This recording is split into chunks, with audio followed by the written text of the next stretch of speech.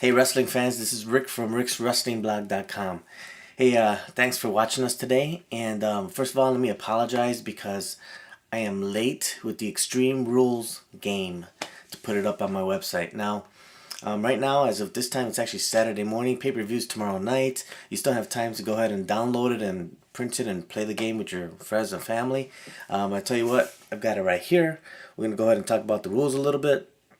And then we're gonna talk about the pay-per-view itself. Okay, so first of all, this it looks really nice, huh? Look at, I've got the paper actually prints now, so fix that printer issue. Okay, anyway, if you go to my website under wrestling and then under WWE pay-per-view, you'll see it's gonna have tab in there. You can go ahead and link to it, and it's gonna say Extreme Rules, and you'll see this video, and you'll actually see the game itself. Okay, so first of all, the entire first half of the game. Okay, it's all the matches except for that triple threat match, but it's all the matches that are more of a one-on-one or a one team versus another team. And what you'll do is within this area here, you're gonna rank who you think is gonna be the winner, but you're gonna rank it. Okay, so for example, El Torito versus Hornswoggle. Okay, so if you feel the El Torito will win and you're really highly confident that he will win, then this is a 1 through 7, and you're gonna wanna probably put 7 on El Torito. Okay, and if he wins, you get that 7 points. Now let's say that John Cena versus Bray Wyatt. Let's say you're not sure on this one. Let's say you put that John Cena wins, but you're not sure. Maybe what you want to do is put a low point on it, 1 point, 2 point, one of the lowest points, because obviously if you put on John Cena and you put 2 points and he loses, you're only gonna lose 2 points. All right, and that's how you do the whole first half here. And when you get to the bottom, it's actually just various questions. Okay, so pick the winner between RVD, Swagger, and Cesaro. Put the winner, and each correct answer is 1 point. Now, and I'm sorry, I forgot to mention that on the far right column on the top half of the game, you actually, for extra points here, 1 point each, put down what kind of decision.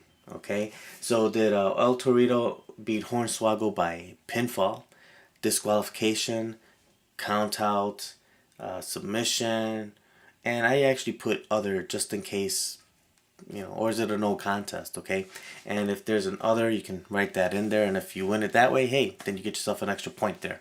Okay, so now, by the way, if you pick El Torito and you put by pinfall, but then Hornswoggle won by pinfall, you don't get any of the points because you have to get the winner first. Okay, and obviously if Torito lost, then you don't get that decision. Okay, so that's just an example. All right, so let's it's up on my website, so go ahead and download it, print it. It's an Excel file, so you can modify it, change it, add questions, add matches if they add anything more. WWE likes to add last minute matches. I try to wait really for the last minute after SmackDown just to see if they had anything else to add, but I believe I got them all.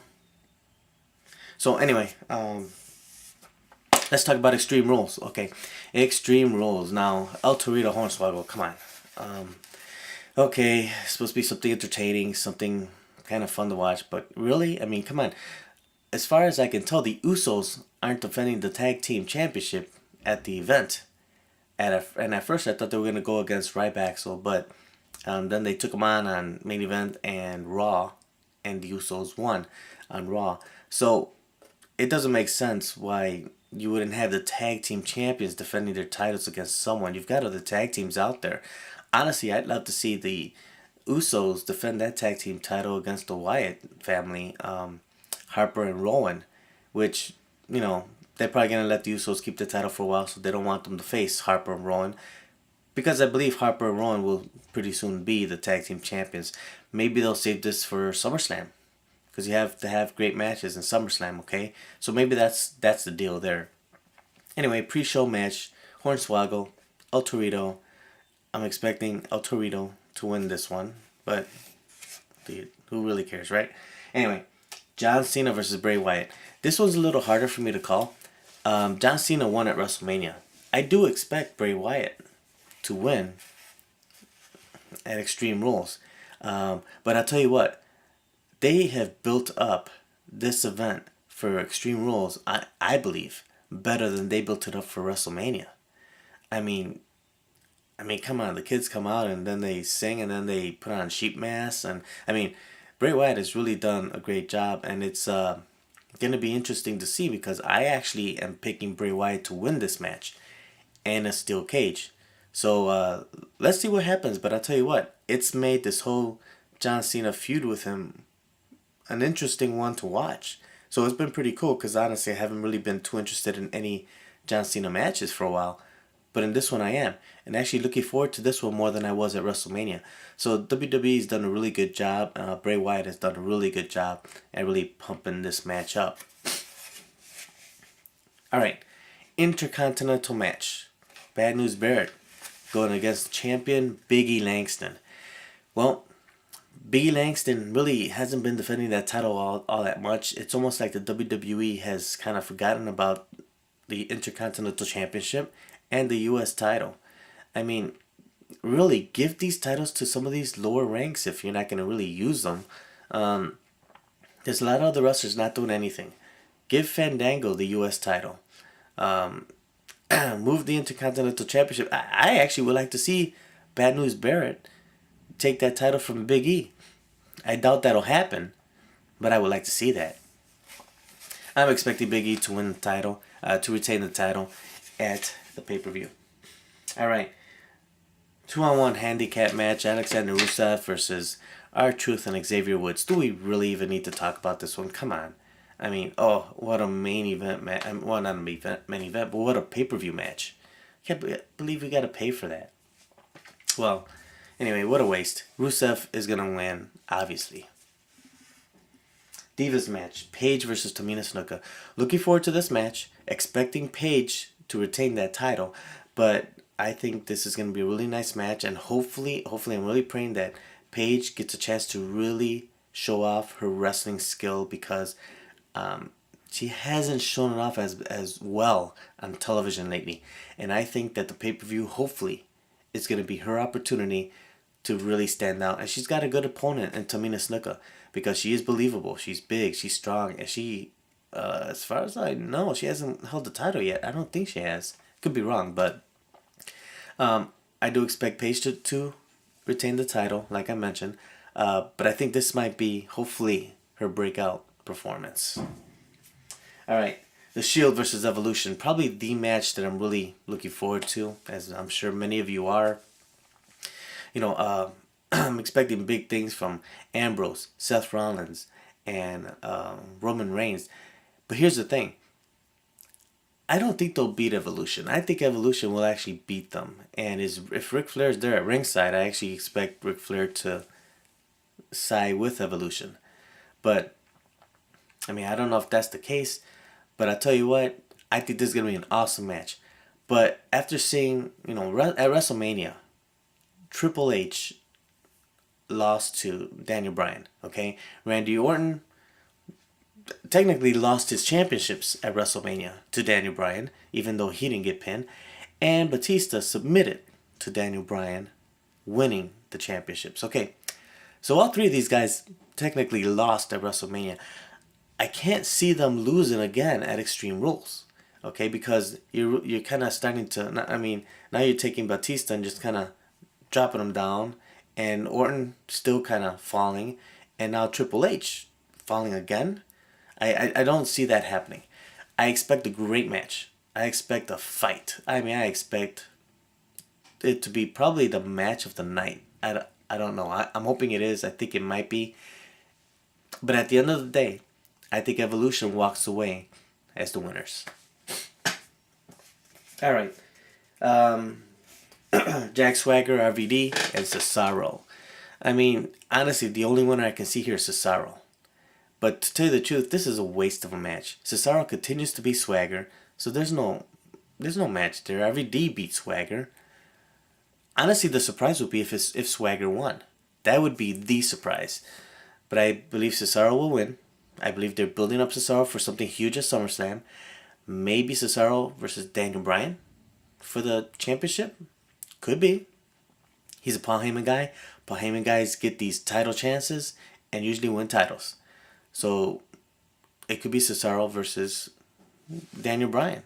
But then again, this whole thing where Paul Heyman continues to talk about Brock Lesnar and beating the streak, I also feel that it could possibly be a Brock Lesnar Cesaro, because maybe Cesaro's had enough of Paul Heyman and constantly talking about the streak, breaking the streak. So maybe Cesaro versus Lesnar.